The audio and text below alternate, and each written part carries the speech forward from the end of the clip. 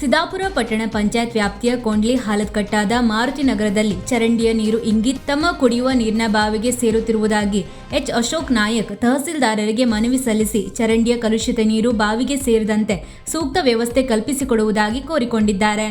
1 ವರ್ಷದ ಹಿಂದೆಯೇ ಎನ್.ಟಿ. ಕಾಮತ್ ಅವರು ಇದೇ ವಿಷಯಕ್ಕೆ ಸಂಬಂಧಿಸಿದಂತೆ ಪಟ್ಟಣ ಪಂಚಾಯತ್ ಮುಖ್ಯಾಧಿಕಾರಿಗಳಿಗೆ ದೂರು ಸಲ್ಲಿಸಿದ್ದಾಗಿ ತಿಳಿದು ಬಂದಿದ್ದು, ಪಟ್ಟಣ ಪಂಚಾಯತ್ ಅವರು ಗಟಾರದಲ್ಲಿಯ ಕಸವನ್ನು ಸ್ವಚ್ಛಗೊಳಿಸಿದ್ದರೂ ಕೆಳಗಡೆ ನಿಂತ ನೀರು ಹರಿದು ಹೋಗದೆ ಬಾವಿಯ ಹೊರತೆಗೆ ಸೇರಿಕೊಂಡು ಈ ಅವಾಂತರ ಉಂಟಾಗಿದೆ.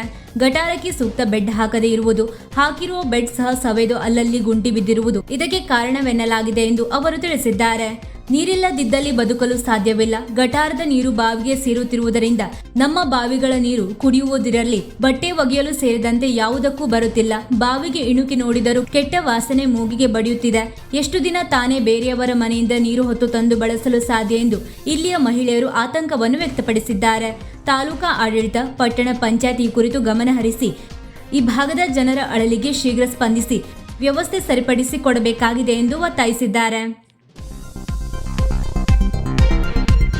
ವೀಕ್ಷಕ ಮಹಾಪ್ರಭುಗಳೇ, ನಮ್ಮ ಚಾನಲ್ ಅನ್ನು ಸಬ್ಸ್ಕ್ರೈಬ್ ಮಾಡಿ, ಶೇರ್ ಮಾಡಿ, ಪ್ರೋತ್ಸಾಹಿಸಿ.